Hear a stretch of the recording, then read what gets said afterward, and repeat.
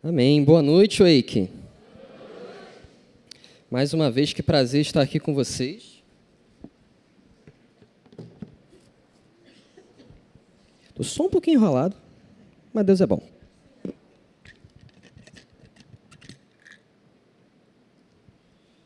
Amém. Vamos compartilhar juntos da palavra de Deus? Vamos aprender mais um pouquinho?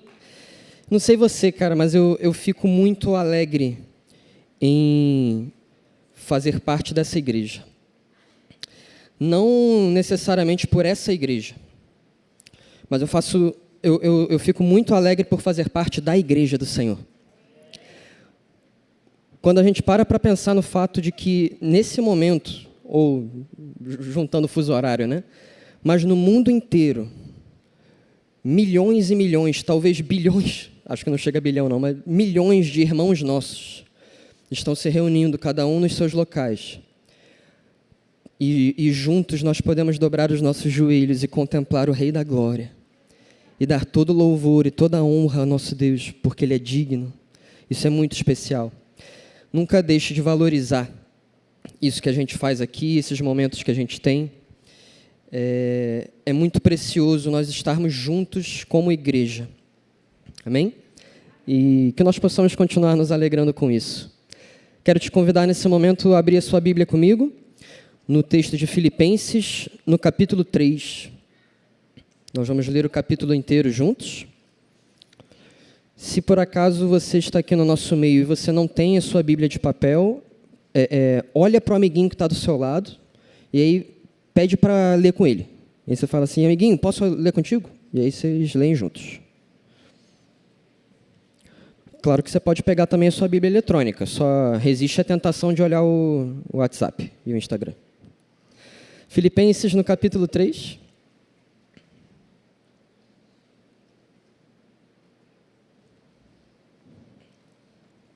Nós vamos ler a partir do verso 1. E o texto sagrado diz assim: quanto ao mais, meus irmãos, alegrem-se no Senhor. Escrever de novo as mesmas coisas não é um problema para mim, e é segurança para vocês.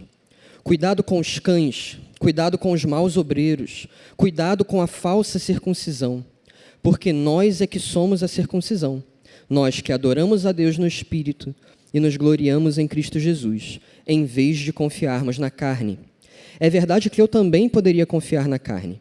Se alguém pensa que pode confiar na carne, eu ainda mais. Fui circuncidado no 8º dia, sou da linhagem de Israel, da tribo de Benjamim, hebreu de hebreus. Quanto à lei, eu era fariseu. Quanto ao zelo, perseguidor da igreja. Quanto à justiça que há na lei, irrepreensível. Mas o que para mim era lucro, isso considerei perda por causa de Cristo. Na verdade, considero tudo como perda, por causa da sublimidade do conhecimento de Cristo Jesus, meu Senhor. Por causa dele perdi todas as coisas e as considero como lixo para ganhar a Cristo e ser achado nele, não tendo justiça própria que procede de lei, mas aquela que é mediante a fé em Cristo, a justiça que procede de Deus, baseada na fé. O que eu quero é conhecer Cristo e o poder da sua ressurreição, tomar parte nos seus sofrimentos e me tornar como ele na sua morte, para de algum modo alcançar a ressurreição dentre os mortos. Não que eu já tenha recebido isso, ou já tenha obtido a perfeição, mas prossigo para conquistar aquilo para o que também fui conquistado por Cristo Jesus. Irmãos, quanto a mim, não julgo havê-lo alcançado, mas uma coisa faço, esquecendo-me das coisas que ficam para trás e avançando para as que estão diante de mim, prossigo para o alvo, para o prêmio da soberana vocação de Deus em Cristo Jesus. Todos, pois, que somos maduros, tenhamos este modo de pensar, e se em alguma coisa vocês pensam de modo diferente, também isto Deus revelará para vocês. Seja como for, andemos de acordo com o que já alcançamos. Irmãos, sejam meus imitadores e observem os que vivem segundo o exemplo que temos dado a vocês. Pois muitos andam entre nós, dos quais repetidas vezes eu lhes dizia e agora digo até chorando, que são inimigos da cruz de Cristo. O destino deles é a perdição. O Deus deles é o ventre. e a glória deles está naquilo de que deviam se envergonhar, visto que só pensam nas coisas terrenas. Pois a nossa pátria está nos céus, de onde também aguardamos o Salvador, o Senhor Jesus Cristo, o qual transformará o nosso corpo de humilhação para ser igual ao corpo da sua glória, segundo a eficácia do poder que ele tem de até subordinar a si todas as coisas. Amém. Você ficou comigo aqui até o final? A gente não está tão acostumado a fazer leituras assim tão longas, né? Mas a forma que eu tenho sido muito abençoado com a leitura da Palavra de Deus é de não ficar apenas em versículos isolados, mas de conseguir entender o que o Senhor está querendo falar no capítulo como um todo. Pelo menos no capítulo como um todo. Às vezes, para você entender bem mesmo, direitinho, o que esse texto está querendo dizer, você vai ter que voltar alguns capítulos antes, você vai ter que continuar lendo alguns capítulos depois. Assim é a palavra. A nossa palavra, a nossa Bíblia, ela não foi escrita dividida em capítulos, dividida em versículos. Ela foi escrita uma carta. Isso aqui é a carta do apóstolo Paulo à igreja na cidade de Filipe, a igreja dos filipenses. E era uma carta corrida, como se fosse, sei lá, essa coisa jurássica que é o e-mail, né, que a gente nem usa mais. Era um texto corrido, uma carta mesmo. Então é muito importante que a gente, em alguns momentos, esse é um texto muito conhecido. Às vezes a gente conhece até um versículo aqui, aí outro versículo acolá, e não tem problema isso, não estou querendo criticar aqueles que conhecem dessa forma. Mas a gente, às vezes, foca muito nos versos 13 e 14, né, que falam sobre prossigo para o alvo, aí a gente canta, meu alvo é Cristo, yeah! E está tudo certo, é isso mesmo. E o apóstolo Paulo, a gente verifica esse contexto do capítulo e a gente vê que ele está, sim, elevando o nome de Cristo, elevando o valor de Cristo acima de todas as demais coisas. Mas quando a gente olha para o alvo a ser alcançado, que ele fala nesse texto, ele está falando sobre alguma coisa específica que às vezes a gente esquece. Um outro elemento que também está muito vinculado ao Senhor Jesus, afinal, tudo na Escritura converge para ele. O Senhor Jesus é a convergência de toda a Escritura. Isso é muito importante a gente ter em mente quando a gente lê a palavra. Toda a Escritura aponta para Cristo e aponta para a sua obra. E nesse capítulo não é diferente. Durante todo esse capítulo, não sei se você percebeu isso na leitura, mas o foco de Paulo está em colocarmos a nossa confiança e esperança na fé em Cristo, e não na capacidade da carne. E nós vamos passando aqui alguns pontos, mas ele eleva a qualidade das coisas do Espírito, a qualidade das coisas espirituais. E ele usa palavras muito fortes ao mencionar as coisas terrenas, e a capacidade humana. Ele fala que toda a capacidade humana ele considera como lixo. Tem versões que ele fala que considera como esterco. Veja que é um pouco chocante assim, a palavra que Paulo usa. Porque, naturalmente, nós, no nosso dia a dia, a gente vai se capacitando em algumas áreas e a gente, sem perceber, a gente tem com o que se gloriar, muitas das vezes. E Paulo fala, cara, eu tenho muito do que me gloriar, mas diante da sublimidade de conhecer a Cristo, eu intencionalmente considero tudo como lixo. Esse é um dos pontos que a gente vai tratar nessa noite. O objetivo do apóstolo é que os seus irmãos daquela igreja, e esse texto chegou até nós, então que nós tirássemos o nosso olhar das coisas terrenas e colocássemos o nosso foco e o nosso olhar nas coisas eternas, uma vez que foi para isso que nós fomos conquistados por Cristo Jesus. Então, quero compartilhar com você nessa noite 3 lições que nós podemos tirar desse texto. A primeira delas, se você estiver anotando, vai anotando aí no seu bloquinho. Eu vou repetir algumas vezes para ninguém perder a frase, porque eu gosto de frase bonitinha e às vezes que faz a gente pensar. Mas se você quiser, você anota do jeito que você entender melhor. Mas o primeiro ponto que a gente tira desse texto, a primeira lição, é: dê o devido valor ao que deve receber valor. Natan, não entendi nada.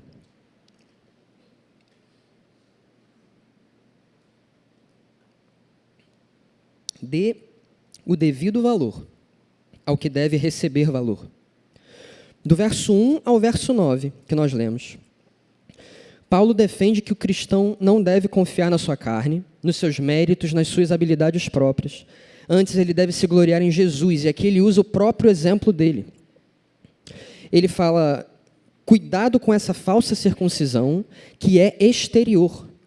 Durante os tempos da igreja primitiva, muitos judeus se levantaram, principalmente depois que os gentios começaram a se converter, muitos judeus se levantaram para tentar obrigar os gentios a seguir a lei de Moisés, e, portanto, se circuncidar e seguir totalmente ali o rito da aliança mosaica. Então, nos tempos bíblicos, a gente vai ver principalmente o apóstolo Paulo, mas Pedro também, lutando muito contra isso, e falando, ei, a circuncisão que Deus espera não é a da carne, não é a exterior. Deus espera de nós um coração circunciso. Esse termo pode ser novo para você. A circuncisão é um corte na carne do prepúcio do homem, da carne do pênis mesmo, que era obrigatório na lei de Moisés como um sinal externo da aliança. Deus, quando vai fazer uma aliança com seu servo Abraão, ele vai falar para Abraão, olha, o sinal exterior dessa aliança entre mim e você, para que todos saibam que o seu povo tem aliança comigo, é que todos os homens que estiverem associados a você, todos os seus descendentes, os seus servos, todo mundo que estiver debaixo da sua autoridade, todo homem vai ser circuncidado, e a partir desse momento os que nascerem serão circuncidados ao 8º dia. Isso era comum, e a circuncisão era um símbolo externo da aliança de um povo com o Senhor. Mas a gente vê que desde o Antigo Testamento existem textos dos profetas em que os profetas, falando da boca de Deus, Deus fala, eu vou um dia imprimir as minhas leis no coração de vocês, e vocês serão um povo circuncidado no coração. E Paulo, em vários momentos da Escritura, também vai falar isso, que nós devemos ter essa aliança, o sinal da nossa aliança com Deus é no coração. E o que é a falsa circuncisão? Eram aqueles que queriam demonstrar apenas exteriormente essa aliança. E aí Paulo fala, você quer se gloriar de alguma coisa, meu amigo? Alguma coisa que você faça? Se alguém fosse se gloriar de alguma coisa que faz, eu seria o primeiro. E aqui Paulo usa um recurso do modéstia à parte, né? Nesse momento, Paulo está falando, olha só, o meu currículo é o seguinte. E aí, eu até não lembro tudo, mas vale a pena. Eu fui circuncidado no 8º dia. Ou seja, essa circuncisão que vocês pedem, eu tenho. Eu sou um aliançado com Deus lá do meu pai Abraão, povo da antiga aliança. Eu fui circuncidado no 8º dia, sou da linhagem de Israel, tribo de Benjamim, hebreu de hebreus. Eu sou aliançado, sou esse cara aí. Mas não só isso. Quanto à lei, eu era fariseu. Paulo está falando, eu sou o mais radical possível quanto a seguir essa lei. Nenhum de vocês vai ter nada a apontar sobre mim. Mais à frente ele vai falar, eu sou irrepreensível quanto à justiça que há na lei. Eu procurei a minha vida inteira, a doutrina dos fariseus era a doutrina mais radical que havia quanto a seguir a lei. E ele está falando, quanto à lei, eu era fariseu, eu era irrepreensível. Quanto ao zelo, zelo fala sobre esse cuidado, esse fogo nos olhos de cuidar das coisas do Senhor. O melhor exemplo que eu tenho para falar de zelo é do time de futebol. Você tem zelo pelo seu time. Quando alguém fala mal do seu time, tu fica irado, tu veste a camisa e tu vai lá e defende até o final que o teu time é o melhor do universo. Isso é ter zelo, em parte. Mas quanto ao zelo, Paulo está falando, quanto ao zelo que eu tenho pelas coisas do Senhor, eu era perseguidor da igreja, porque a igreja era considerada uma seita que estava levando as pessoas para longe de Deus naquele momento. E Paulo era esse homem. Paulo era esse homem que perseguia a igreja do Senhor, até que em um determinado momento ele tem um encontro absurdo com o Senhor Jesus. O Senhor Jesus chega para ele e fala, Paulo, por que você está me perseguindo? E a gente não vai ter tempo de contar essa história inteira. Para mais detalhes, leia o texto de Atos, no capítulo 9, se eu não me engano, a partir do capítulo 9. Se não for o capítulo 9, está ali no entorno, você procura lá. E então Paulo está falando que quanto a todas essas coisas externas que esses homens poderiam procurar, ele era o que mais poderia se orgulhar. E, no entanto, ele nos dá o seu exemplo. Ele chega e fala, porém, eu pego tudo isso que eu tenho, todas essas qualidades, e eu dou a elas o devido valor. Qual é o valor que essas coisas têm diante da sublimidade de Cristo? Qual é o valor que essas coisas têm, que toda a minha performance tem, quando eu coloco elas diante de um Deus que é infinitamente superior a tudo isso? Um Deus que é criador de tudo o que existe, nos mínimos detalhes. Ele moldou todo pequeno aspecto da criação nos mínimos detalhes. Um Deus criativo, um Deus arquiteto, um Deus designer, um Deus astrônomo, um Deus engenheiro, um Deus médico, um Deus que construiu todo o universo de maneira perfeita. O que é a minha performance diante de uma obra tão sublime quanto a que Jesus fez na cruz do Calvário? Então, o que Paulo está nos ensinando e ele usa o próprio exemplo dele, tudo isso que eu tenho como justiça própria, como algo que eu poderia chegar para esse Deus, de uma forma tão infantil, tão imatura, e chegar para ele: aqui, Deus, o que eu tenho. Olha o que eu fiz.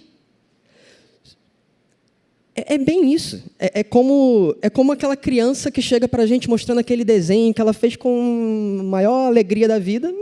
Não é uma pintura, né? Uma pintura renascentista, não é um negócio assim. Mas assim, Deus olha para a gente, Ele valoriza, claro, o nosso esforço, Ele valoriza as coisas que a gente faz. Mas a gente precisa colocar as coisas em perspectiva. Nós, os cristãos maduros, precisamos colocar as coisas em perspectiva. Diante do Rei da Glória, diante do Rei de todo o universo, diante de um Deus que, olhando para nós e vendo que nós o rejeitávamos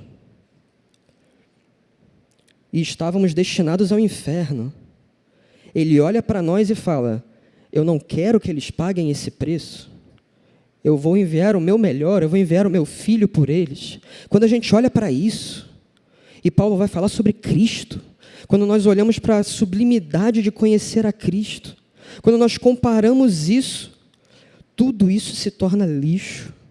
Considero tudo como perda por causa da sublimidade do conhecimento de Cristo Jesus, meu Senhor. Por causa dele eu perdi todas as coisas e as considero como lixo. Quando a gente lê esse texto faz mais sentido, né? Aquilo que a gente canta. Que é Ele, por Ele que eu estou gastando a minha vida, perdendo tudo por amor e com alegria. Não é que a vida com o Senhor é uma vida de perda, é uma vida penosa. Não, a vida com o Senhor é uma vida de alegrias. As misericórdias do Senhor se renovam a cada manhã, só que diante dEle, do que me importa se eu perder alguma coisa? Porque eu já conquistei tudo que eu poderia conquistar. O melhor do Senhor, Ele nos enviou. Ele enviou o Seu Filho. E quando nós colocamos isso nessa perspectiva e nós olhamos para o que nos foi entregue, toda a nossa performance, toda a nossa tentativa de justiça própria se torna um sopro diante do Criador de todas as coisas. Um Deus que é infinitamente puro. Para Ele, as nossas tentativas de justiça própria, de se auto-justificar, não servem de nada, não significam nada. E é isso que, no final das contas, esse mundo vai tentar argumentar quando a gente, às vezes, evangeliza, né? Não, mas eu não sou uma má pessoa. Eu, inclusive, sou muito melhor do que muito crente que eu conheço. Eu faço boas obras, eu ajudo os pobres, eu faço tal coisa, tal coisa, tal coisa, como se algo que a gente possa fazer seja capaz de pagar o preço. O preço de rejeitarmos um Deus infinitamente santo. O problema da gente rejeitar um Deus infinitamente santo é que esse pecado automaticamente se torna infinito. Uma ofensa ao Deus infinito automaticamente toma uma proporção infinita. E a própria palavra nos revela que o único preço capaz de limpar isso é a morte, é o sangue. E um Deus que é infinitamente bom também é infinitamente justo. E a justiça de Deus não faz com que o pecado saia impune, porque isso não seria justo. A gente pode pensar no caso de um assassino, alguém que vai lá, comete um crime terrível. O que é justo? É aquele assassino ser preso, ficar muito tempo preso, ou ele ser perdoado? O que é justo? Estou perguntando o que é justo.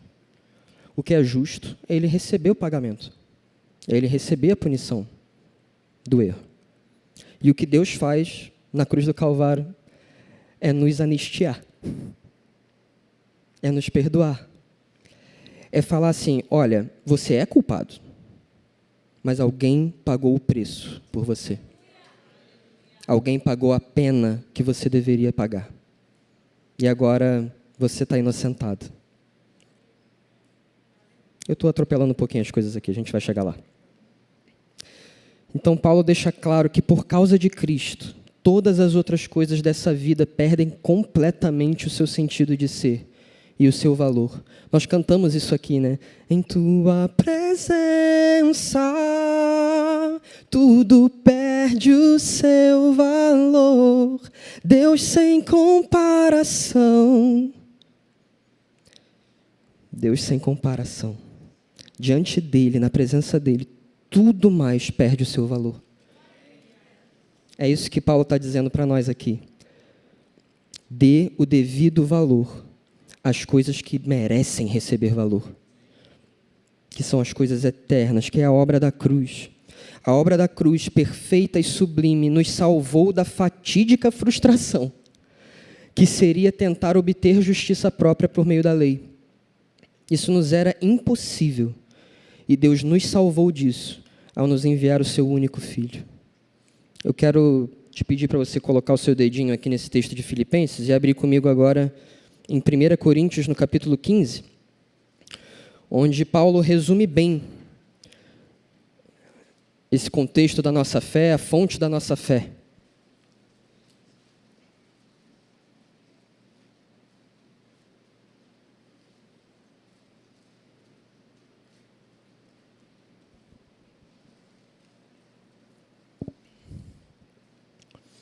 Primeira Coríntios, no capítulo 15, a partir do verso 1,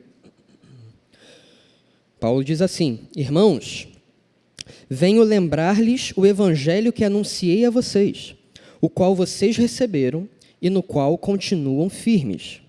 Por meio dele, desse evangelho, das boas notícias, vocês também são salvos, se retiverem a palavra, assim tal como a preguei a vocês, a menos que tenham crido em vão. Antes de tudo, entreguei a vocês o que também recebi, que Cristo morreu pelos nossos pecados, segundo as Escrituras, que foi sepultado e ressuscitou ao terceiro dia, segundo as Escrituras, e apareceu a Cefas, que é o nome grego de Pedro, e depois aos 12, depois foi visto por mais de 500 irmãos de uma só vez, dos quais a maioria ainda vive, porém alguns já dormem. Depois foi visto por Tiago e mais tarde por todos os apóstolos. Por último, depois de todos, foi visto também por mim, como por um nascido fora de tempo, porque eu sou o menor dos apóstolos e nem mesmo sou digno de ser chamado apóstolo, pois persegui a igreja de Deus. Mas pela graça de Deus sou o que sou. E a sua graça que me foi concedida não se tornou vã. Pelo contrário, trabalhei muito mais do que todos eles. Todavia, não eu, mas a graça de Deus comigo. Portanto, seja eu ou sejam eles, assim pregamos e assim vocês creram. A nossa fé é nesse Jesus, é nesse Cristo, que, como é revelado nos evangelhos, é o Deus eterno. Esse Jesus estava na eternidade com Deus.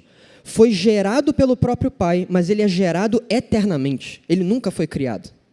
Desde a eternidade, Jesus é.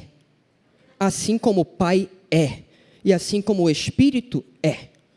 E eu não vou perder tempo aqui explicando como que a gente crê num Deus único que é trino, tá?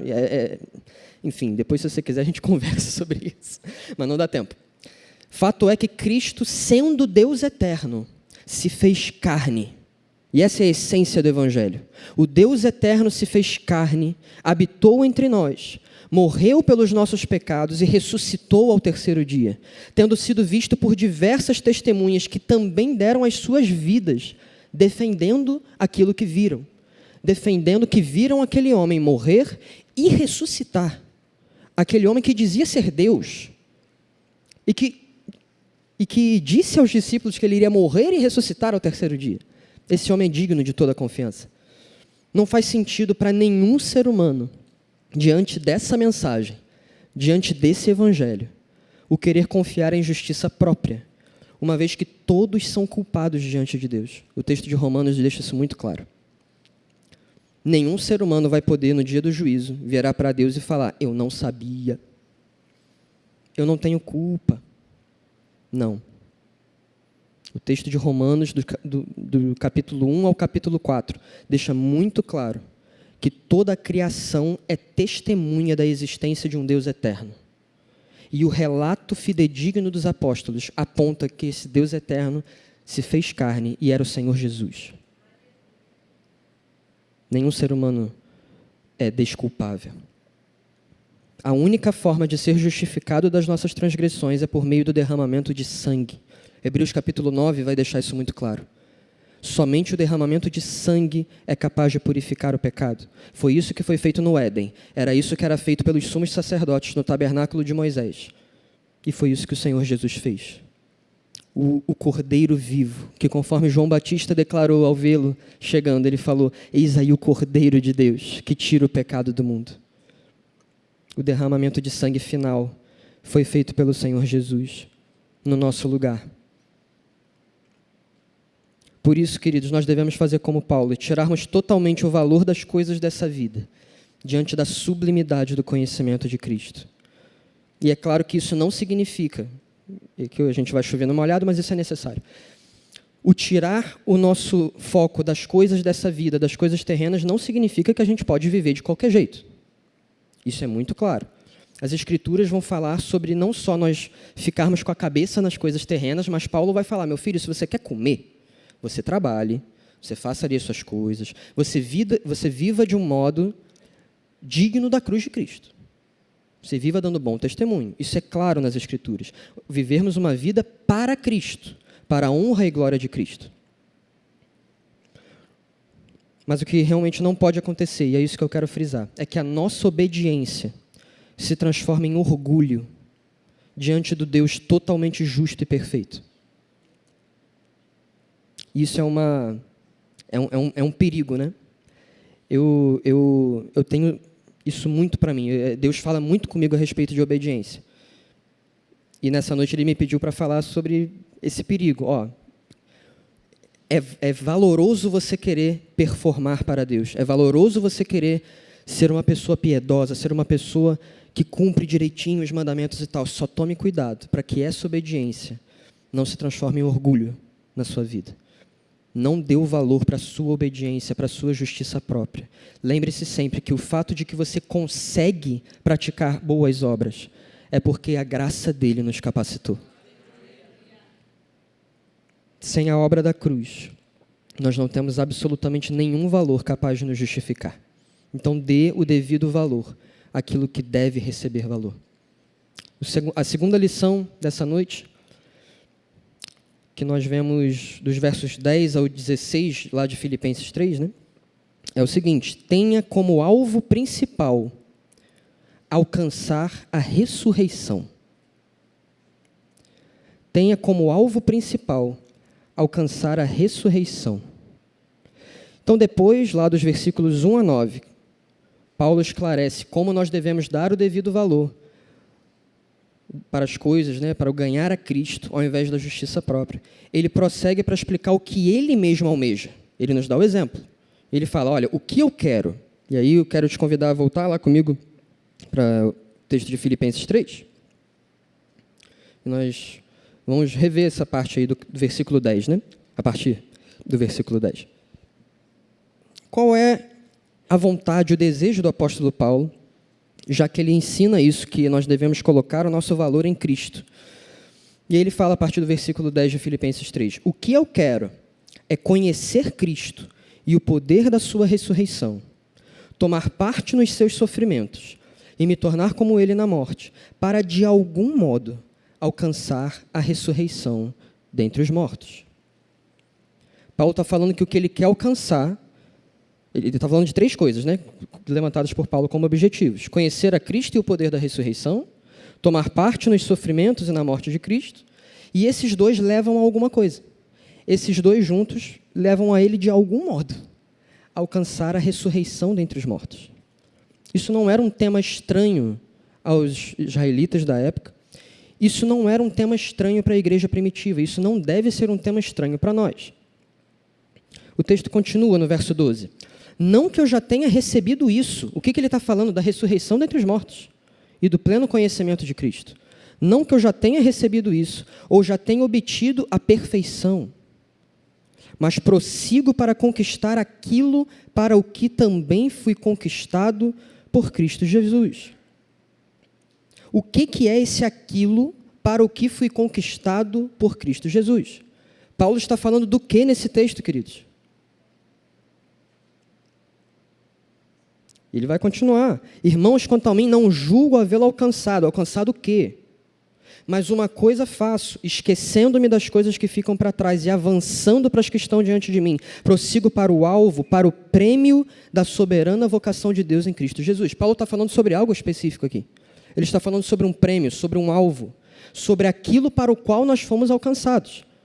E ele explicou antes, ele está falando da ressurreição dentre os mortos. Natan, o que você está falando, velho? Não estou entendendo nada. Como eu falei, ele fala de 3 objetivos: esse conhecer a Cristo e o poder da ressurreição. Ou seja, continuarmos buscando conhecimento, continuarmos olhando para essa palavra e compreendendo a obra da cruz. E, em segundo lugar, aplicar isso na nossa vida. Tomar parte dos sofrimentos e na morte de Cristo fala sobre possíveis consequências que a gente vai ter ao viver esse evangelho. Num mundo cada vez mais que caminha para isso. Sinto informar-lhe, meu irmão e minha irmã, mas nós estamos vivendo num mundo que cada vez mais caminha para a perseguição aos cristãos. E que nós sejamos como a geração de Daniel e como seus amigos, que não se dobraram diante da idolatria imposta por esse mundo. Eu e você não vamos nos dobrar. Fala para quem está do seu lado, eu e você não vamos nos dobrar. Até diante da morte. Amém? Bora, até o final. Até o final. Eu quero conquistar esse prêmio aqui com você. Vamos perseverar, meu irmão. Eu estou falando sério aqui. Eu não tenho dimensão, nenhum de nós tem dimensão do que é sofrer uma perseguição desse nível. Nós podemos orar para que talvez Deus nos poupe disso por algum tempo. Mas essa não é uma boa oração. Uma boa oração é: Senhor, Maranata, vem logo, Senhor Jesus, eu quero viver contigo, eu quero experimentar da ressurreição dos mortos. Porque a ressurreição dos mortos é a promessa de Deus para nós na segunda vinda de Cristo. A gente, às vezes, por muitos anos, a gente viveu uma concepção de céu, e aqui eu quero fazer uma pergunta para todos os crentes aqui nessa noite, para todos aqueles que creem no Senhor Jesus. Se você morrer agora aqui, tu vai para onde? Você vai para o céu. Eu também. Glória a Deus por isso. Nós vamos para o céu. Mas a palavra também deixa clara que no dia do Senhor, os mortos ressuscitarão. Todos os mortos ressuscitarão, justos e injustos. E aqui, de novo, eu às vezes invento de sair da minha sequência do esboço, aí eu fico um pouco perdido na ordem das coisas, mas é isso mesmo que a gente tem que trazer. Essa postura de não é um desprezo pela vida natural, não, tá? Não é isso. Mas diante da eternidade e da esperança que é a ressurreição, da esperança que nós temos da ressurreição, praticamente todos os apóstolos de Jesus foram martirizados. Muitos dos principais pais da igreja, os pais apostólicos, aqueles que foram discípulos dos discípulos de Jesus, os primeiros homens, aqueles que deram continuidade ao trabalho dos apóstolos na história da igreja, nós vemos que muitos desses homens foram martirizados também. Cara, eu quero ler com você uma frase que Inácio de Antioquia, um homem que viveu lá, ele nasceu no ano 35 e morreu no ano 110. Ele foi contemporâneo de João ali, por exemplo. Foi contemporâneo dos apóstolos que viram... Jesus morre ali em torno do ano 35, né? Um dos primeiros pais da igreja, ele escreveu uma carta às igrejas daquela região, pouco antes de ser martirizado em Roma, sendo devorado por leões no Coliseu. Que coisa legal, né?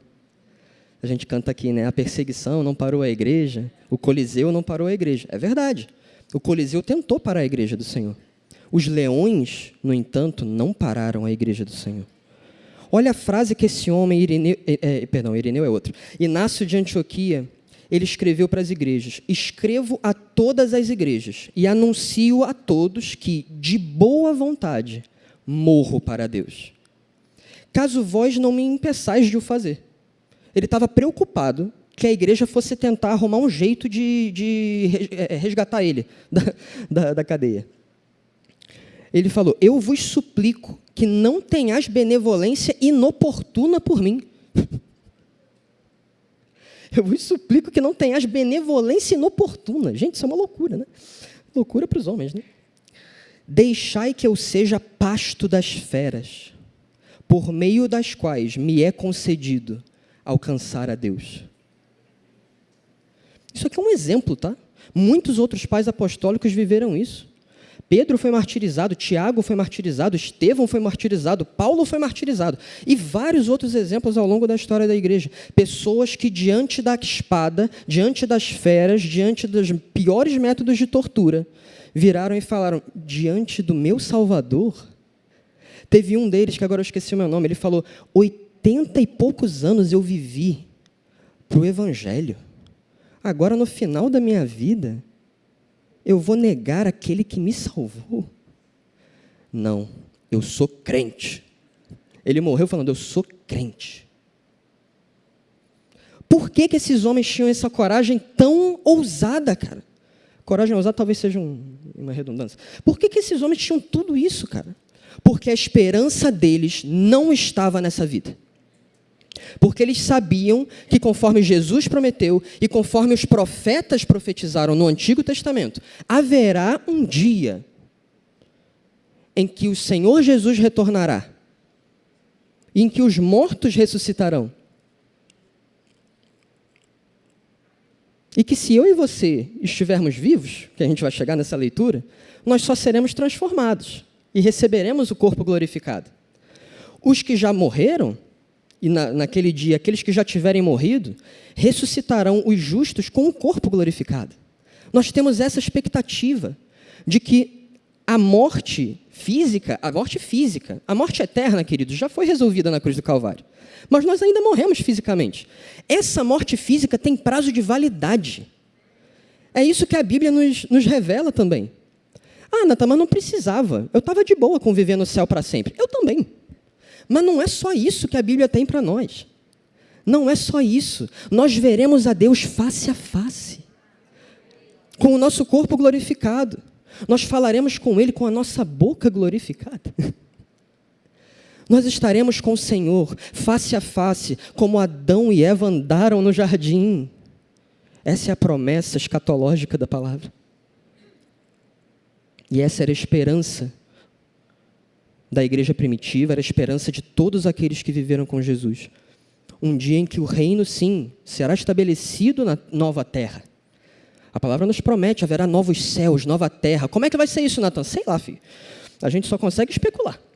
Sabemos que haverá novos céus, nova terra, uma terra redimida. Isaías vai falar sobre uma terra em que o leão vai andar do lado da ovelha, em que o predador vai andar do lado da sua presa, em que os nossos filhos colocarão as mãos sobre o ninho das víboras e nenhum mal acontecerá. Você consegue imaginar uma terra dessa? Isso é o Éden, restaurado para nós. Uma terra redimida. Assim como eu e você, em Cristo Jesus, já fomos redimidos. E a nossa esperança tem que estar no fato de que um dia, quando o Senhor Jesus voltará, nós viveremos nessa terra redimida, com pessoas redimidas por completo. É por isso que a gente chama isso de consumação. Hoje essa é uma realidade espiritual. No dia do Senhor, espírito, alma e corpo serão redimidos. Isso é algo muito precioso. Essa era a esperança que esses homens e mulheres tinham.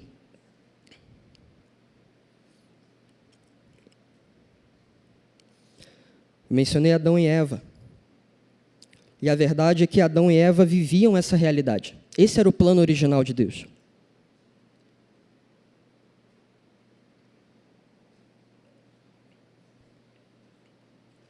Quando Adão e Eva pecaram lá no Éden, a principal consequência sofrida, não só por eles, mas por toda a humanidade, por consequência, né, por herança deles, foi a perda do relacionamento direto com Deus. Eles tinham comunhão íntima e direta com Deus no jardim do Éden. E o pecado fez com que eles perdessem esse direito, porque o salário do pecado é a morte. A recompensa para o pecado é a morte. E a partir de então, toda a história bíblica, esse livro como um todo, mostra um Deus que construiu a reconciliação e a restauração do relacionamento direto com a humanidade. Todas as alianças que ele fez com esses homens ao longo de toda a história bíblica foi com esse intuito. Primeiramente, pela promessa feita à própria Eva, de que ela teria um descendente que esmagaria definitivamente a cabeça da serpente. E não parou por aí. Ele fez uma promessa a Abraão, ele estabeleceu o tabernáculo de Moisés, ele prometeu a Davi que um descendente dele reinaria em Sião, no trono de Jerusalém, para todo sempre. Todas essas alianças, todas essas promessas apontavam para a vinda do Messias. O Cristo que, ao morrer pela humanidade na cruz do Calvário, pagou o preço definitivo pelos nossos pecados. E essa é uma cena muito emblemática, queridos, que está descrita no livro de João, no Evangelho, que no momento que Jesus morre, o véu do templo se rasga de cima a baixo. O véu que simbolizava a separação de Deus para com a humanidade. Não existe mais separação entre nós e o Senhor, porque Jesus pagou esse preço. Ele restabeleceu o acesso à presença de Deus como nosso perfeito e definitivo sumo sacerdote. A ressurreição dos mortos, portanto, é a promessa de Jesus para o dia do Senhor, para o dia da sua vinda. A partir desse momento, do dia do Senhor, nós viveremos a consumação de todas as coisas e passaremos a desfrutar de toda a eternidade com o corpo glorificado junto ao Pai. Essa é uma promessa a qual nós podemos nos apegar. João, no capítulo 5, versos 24 a 29, Jesus vai dizer assim: em verdade lhes digo, quem ouve a minha palavra e crê naquele que me enviou, tem a vida eterna. Não entra em juízo, mas passou da morte para a vida. Estou vendo que você está abrindo comigo? João capítulo 5, verso 24, que eu li. Vou ler agora o verso 25. Em verdade lhes digo que vem a hora, e já chegou, em que os mortos ouvirão a voz do Filho de Deus, e os que a ouvirem viverão. Porque assim como o Pai tem vida em si mesmo, também concedeu ao Filho ter vida em si mesmo, e lhe deu autoridade para julgar, porque é o Filho do homem. Não fiquem maravilhados com isso, porque vem a hora em que todos os que se acham nos túmulos ouvirão a voz dele e sairão. Veja o verso 29. Os que tiverem feito bem para a ressurreição da vida, e os que tiverem praticado mal para a ressurreição do juízo. Então Jesus está deixando claro aqui essa realidade da ressurreição dos mortos no último dia. Aqueles que tiverem entregado as suas vidas para o Senhor Jesus, e é isso que significa, em caráter final, praticar o bem, porque é impossível praticar o bem sem ser redimido por Jesus, esses ressuscitarão para a vida. E aqueles que tiverem rejeitado o Evangelho de Cristo, ressuscitarão para o juízo, para a condenação. Abre lá comigo, aproveita que você está gostando de abrir a Bíblia. Atos no capítulo 24, verso 14.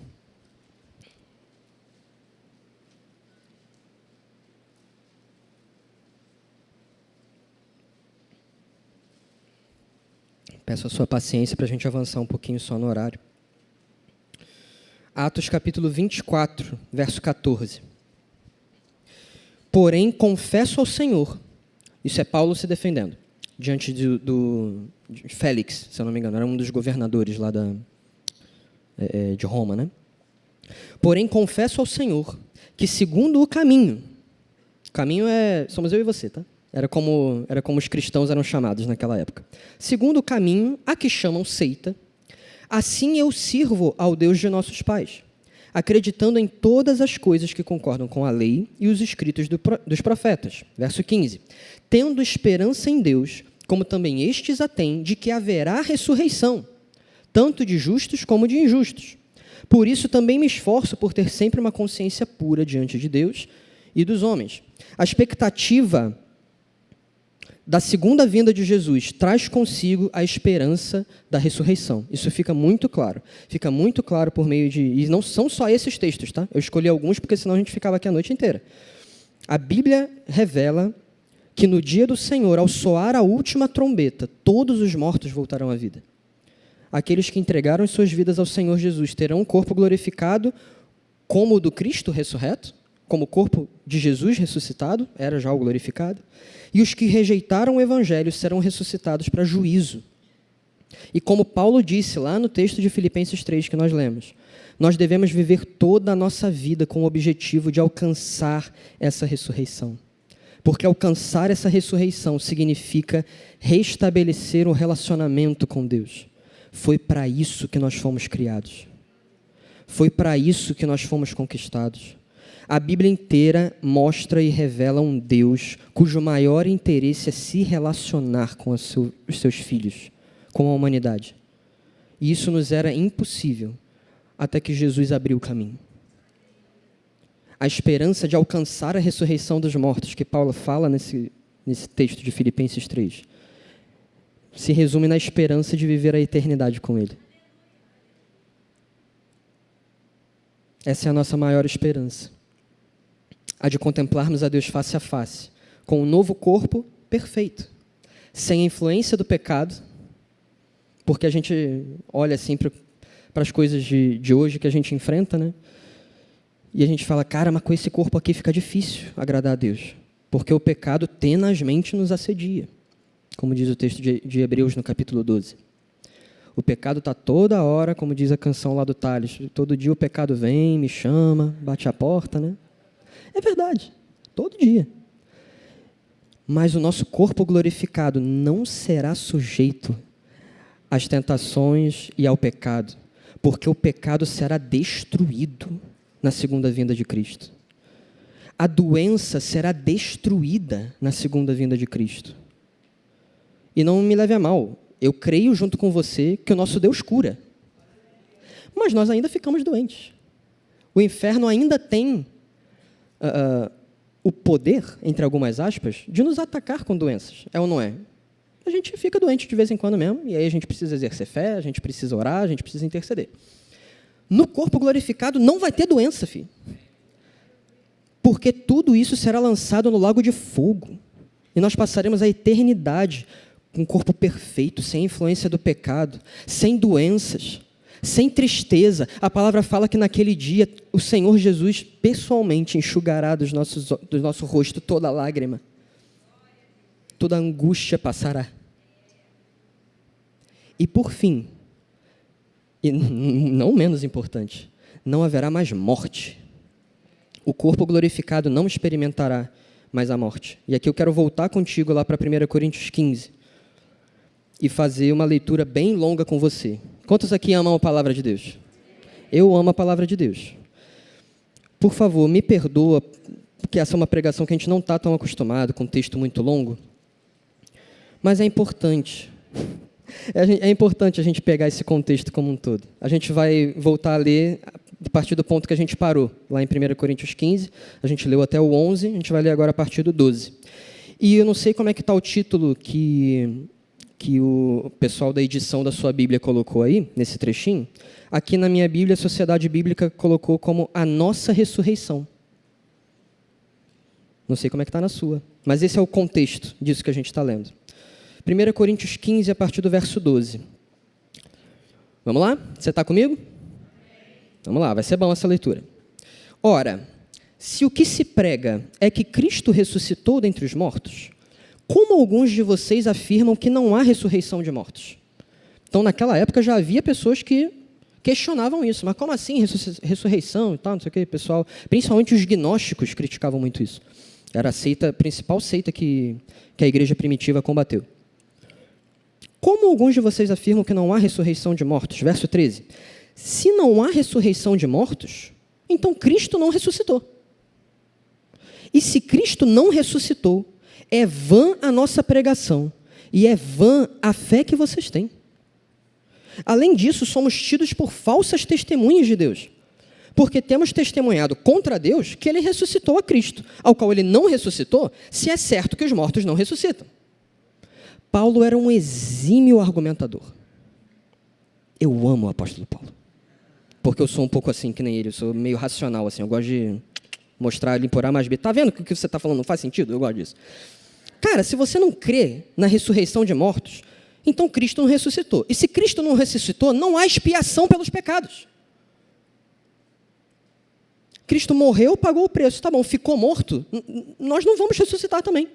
Nós só ressuscitaremos no último dia porque Ele ressuscitou. Esse é o Evangelho. Ele é chamado nas epístolas de as primícias, as primícias dentre os que dormem, o primogênito dentre os mortos. Está falando que Ele é o primeiro a ressuscitar e que nós vamos vir depois, lá no último dia. Vamos continuar. Parei no 16, vamos a partir do 16.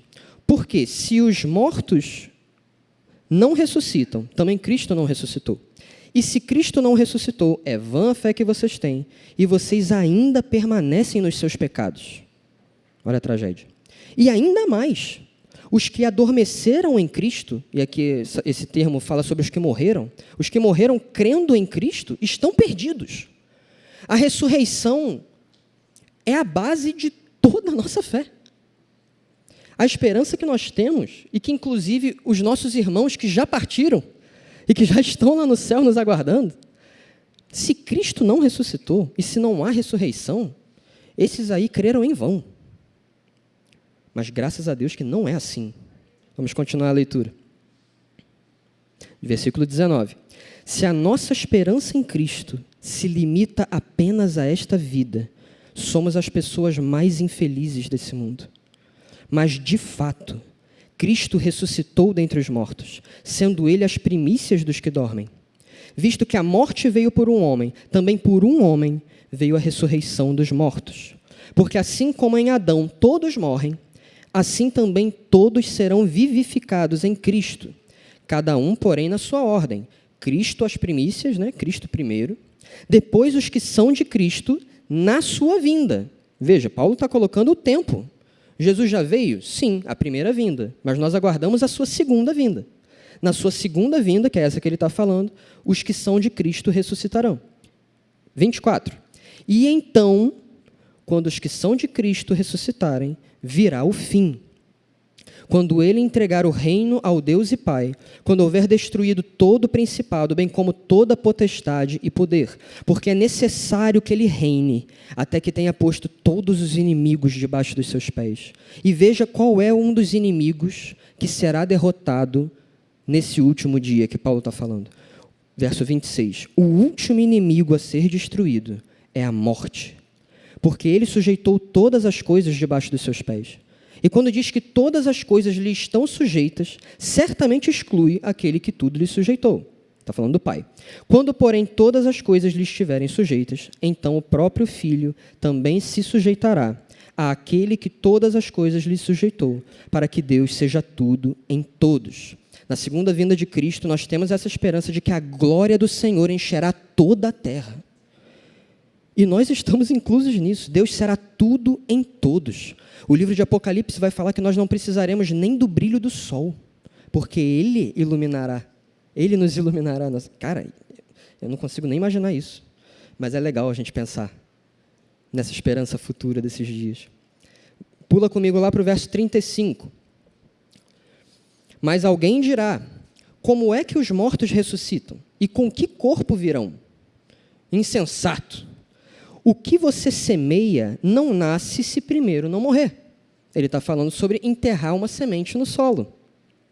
Quando semeia, você não semeia o corpo que há de ser, mas o simples grão, como de trigo ou como de qualquer outra semente.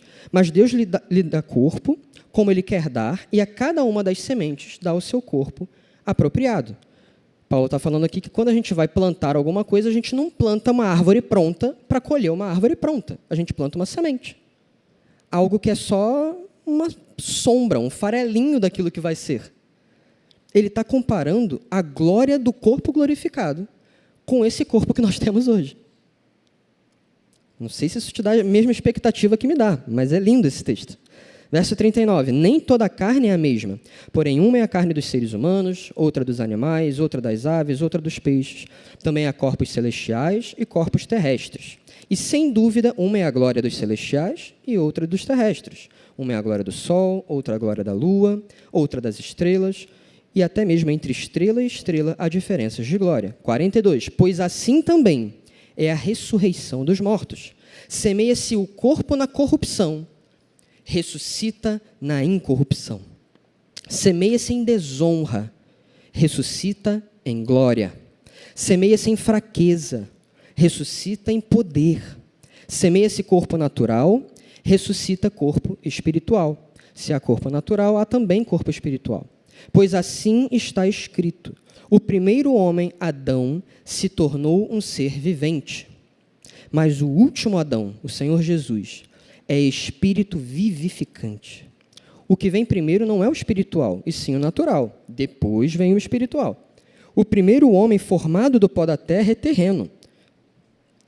O segundo homem é do céu. Como foi o homem terreno, assim também são os demais que são feitos do pó da terra. E como é o homem celestial, assim também são os celestiais.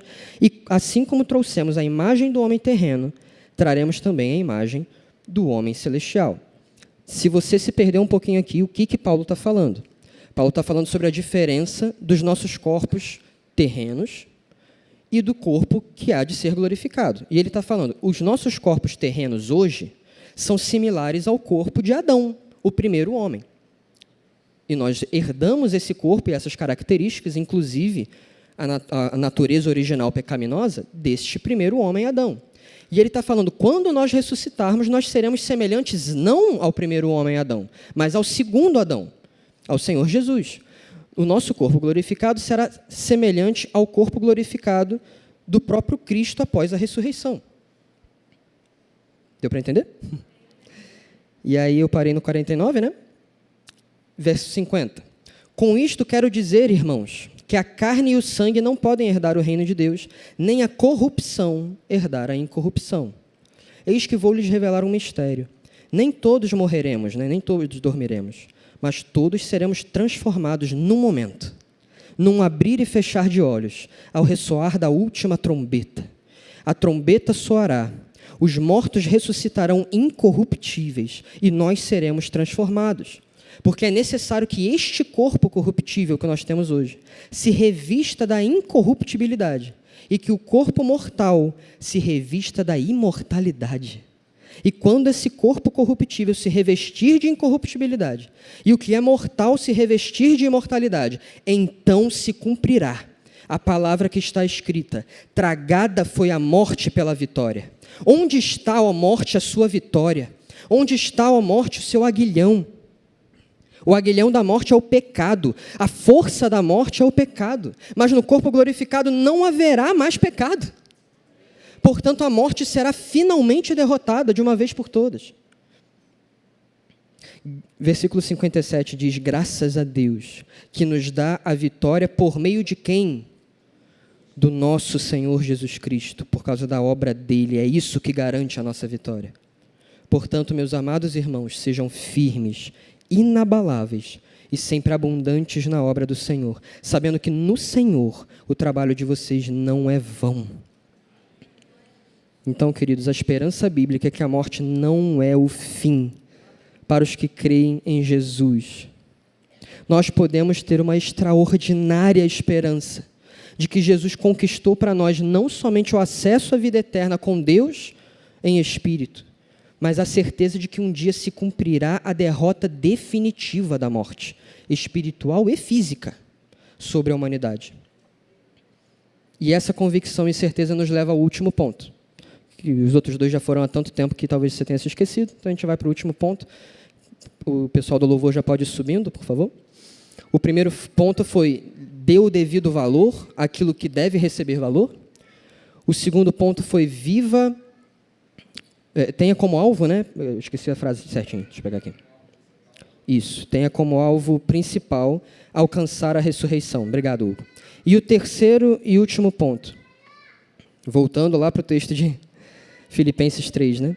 Viva com o olhar voltado para a eternidade. Viva de maneira prática no seu dia a dia, com o seu olhar, com o seu foco voltado para a eternidade. Então, naquele texto de Filipenses 3, após nos mandar considerar tudo como perda diante de ganhar a Cristo, e de dizer que o alvo da nossa vida deve ser alcançar a ressurreição dentre os mortos, Paulo conclui nos aconselhando a viver de modo diferente desse mundo. Porque o destino desse mundo é a perdição. O Deus desse mundo é o ventre. E o pensamento desse mundo permanece apenas nas coisas terrenas. Quero te convidar a voltar lá no texto de Filipenses 3 comigo. E nós vamos ler o finalzinho desse capítulo, a partir do verso 17.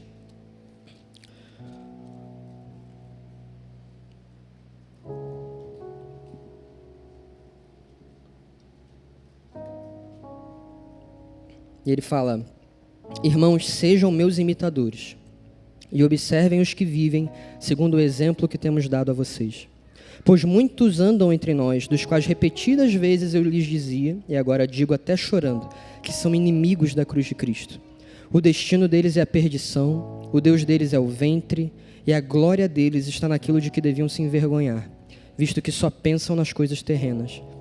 E aqui Paulo vai dar uma declaração tão preciosa. Pois a nossa pátria está nos céus, de onde também aguardamos o Salvador, o Senhor Jesus Cristo, o qual transformará o nosso corpo de humilhação para ser igual ao corpo da sua glória. Veja mais uma vez ele falando de ressurreição aqui. Segundo a eficácia do poder que ele tem de até subordinar a si todas as coisas. Querido, nesse final, Paulo está falando sobre uma vida prática de rendição ao Senhor.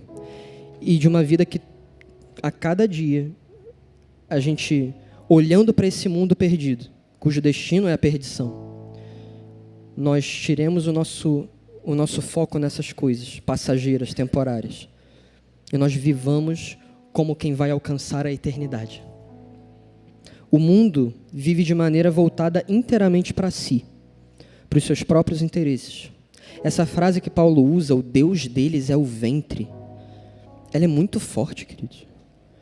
E ela fala além do simples ventre na questão sexual. Porque sim, nós vemos isso naturalmente. O Deus desse mundo de hoje é o prazer sexual. O próprio prazer sexual. Mas vai além disso.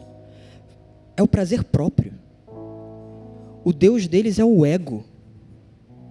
O Deus desse mundo rejeita o seu Criador e escolhe para si idolatrar a si próprio, como foi no princípio. É uma sociedade que cultua a si própria. Esse foi o legado deixado por Adão e Eva a todos nós. E se você nunca ouviu falar nisso, queridos, esse é o Evangelho. Essas são as boas notícias que Deus tem para você nessa noite.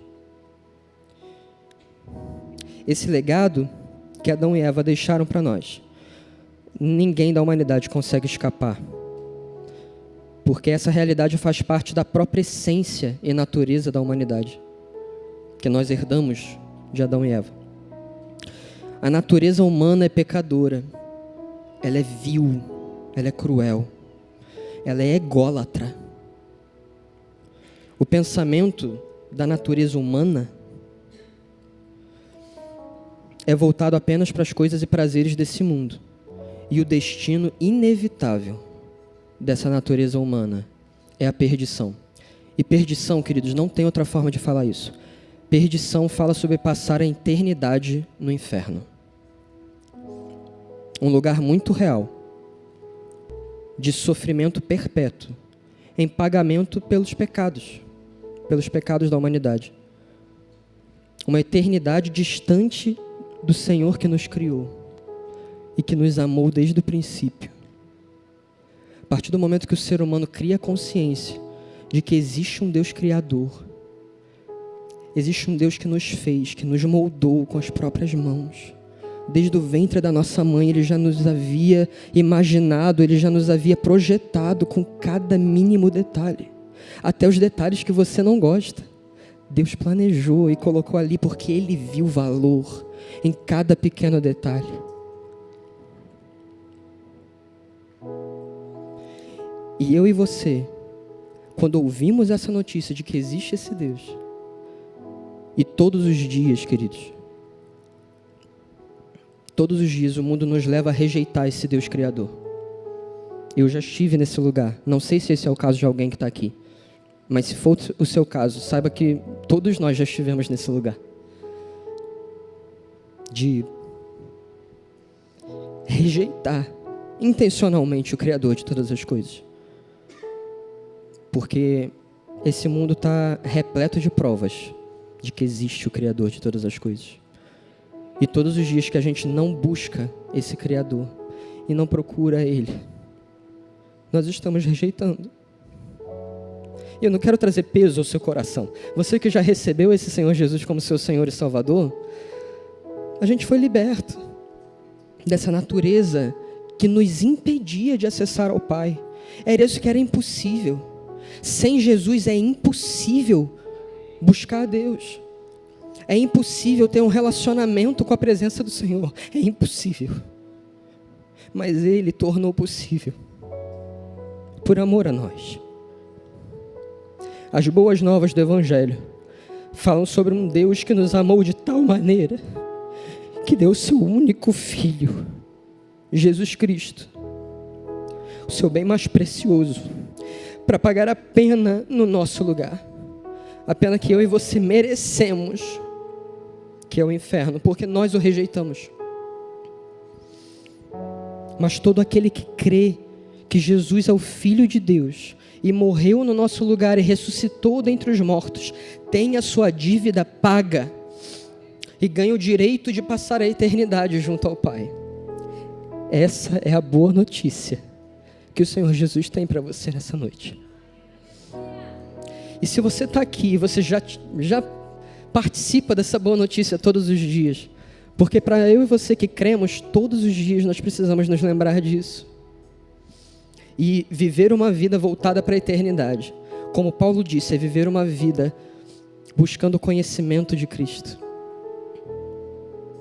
E o conhecimento dessa ressurreição, nos lembrando disso, nos lembrando dessa rica esperança de que um dia o Senhor Jesus voltará e que nós passaremos a eternidade com Ele.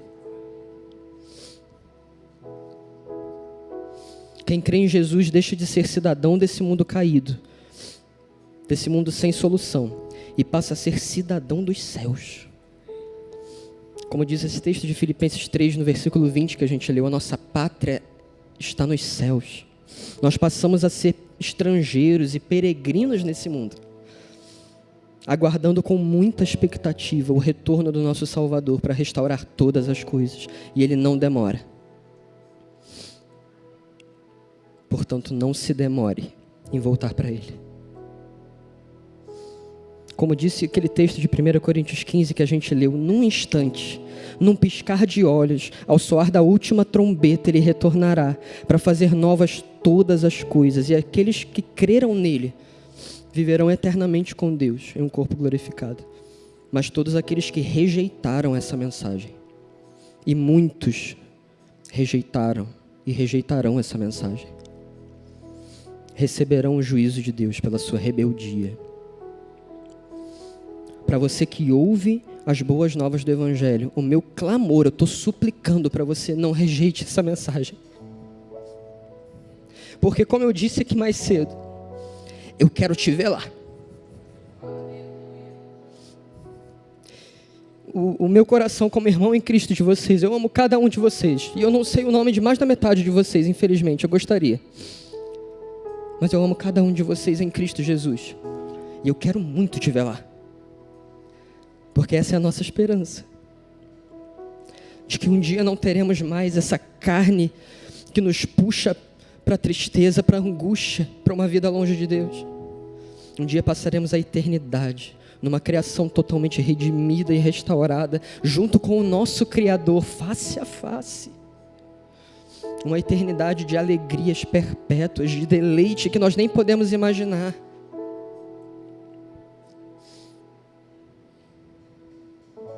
Nós, os que cremos, devemos viver de maneira piedosa, de maneira condizente com o que Ele nos falou nessa palavra, imitando, seguindo o exemplo bíblico de homens e mulheres de Deus que honram a sua palavra, com um olhar inabalável para a eternidade que nos espera.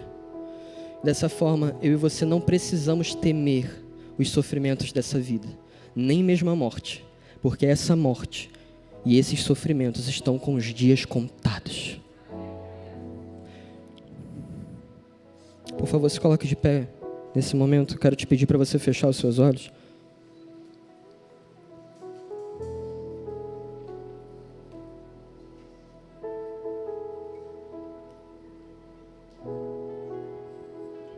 E eu quero dizer 3 coisas para 3 grupos de pessoas diferentes. Isso serve para você que está nos acompanhando pela internet. Se você que está nos acompanhando e você que está aqui já faz parte desses que creram, aplique essas 3 lições que a gente aprende desse texto. Viva uma vida que olha para a eternidade e que dá o devido valor para as coisas da eternidade. E passe essa mensagem adiante. Às vezes tem alguém aqui ou alguém nos assistindo que já ouviu essa mensagem e que por algum motivo essa mensagem foi como aquela semente da parábola do semeador, que caiu num solo que era propício, mas que outras coisas vieram e roubaram o fruto daquela semente.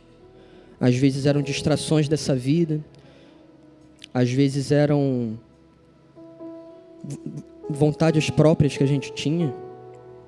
Eu quero tanto fazer tal coisa antes de viver essa vida para Jesus.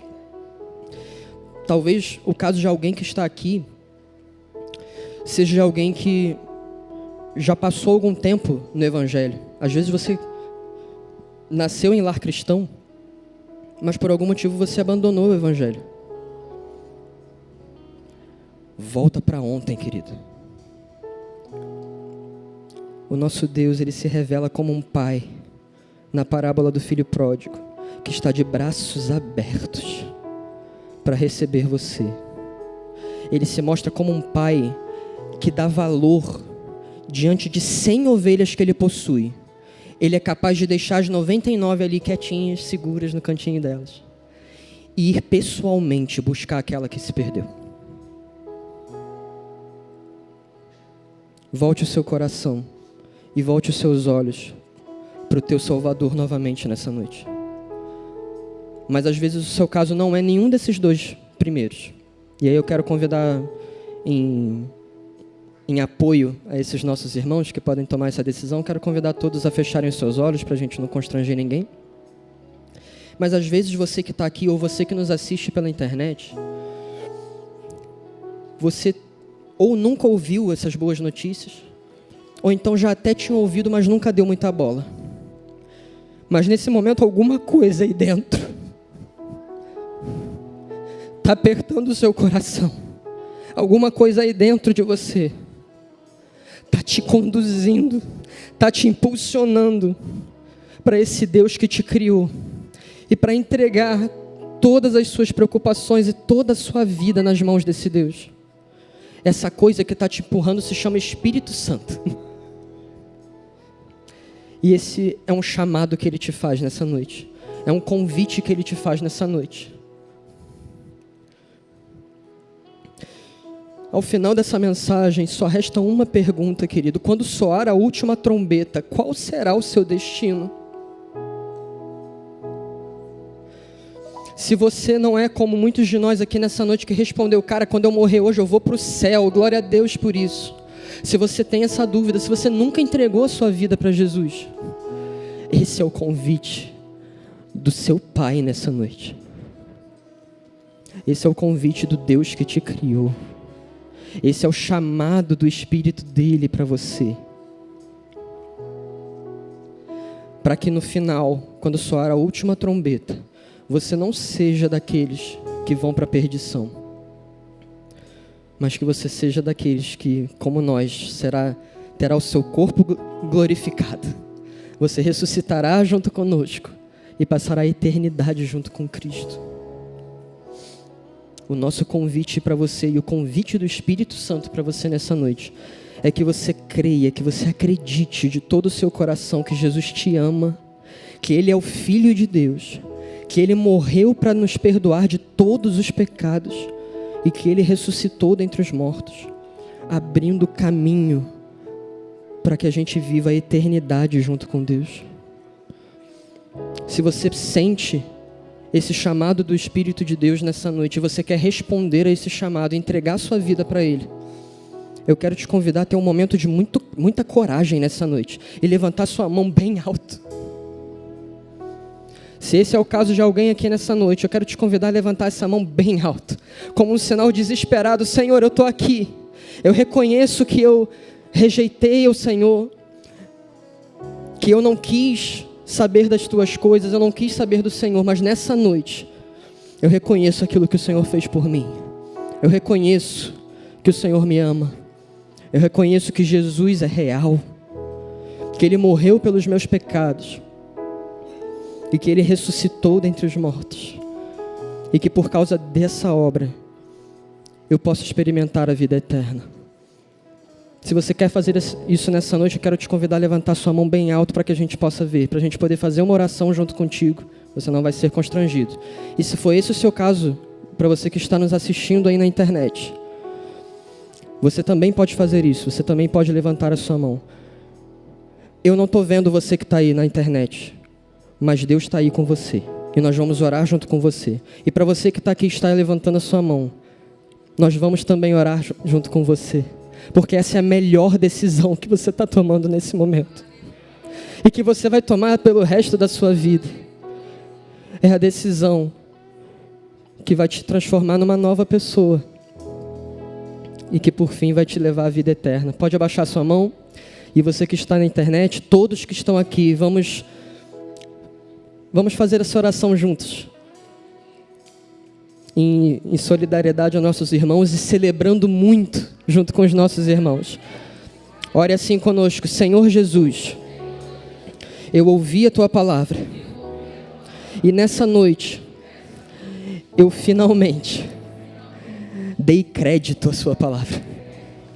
Eu quero declarar para você, Jesus, que eu acredito que o Senhor me ama, eu acredito que o Senhor morreu no meu lugar, eu acredito que o Senhor é o Filho de Deus, eu acredito que o Senhor ressuscitou dentre os mortos, e eu acredito que eu ressuscitarei dentre os mortos com o Senhor. Obrigado, Senhor Jesus, pela nova vida que o Senhor me dá a partir de agora. Obrigado pela Tua obra. A partir de agora, eu sou Teu e Tu és o meu Deus. Em nome de Jesus. Amém. Amém.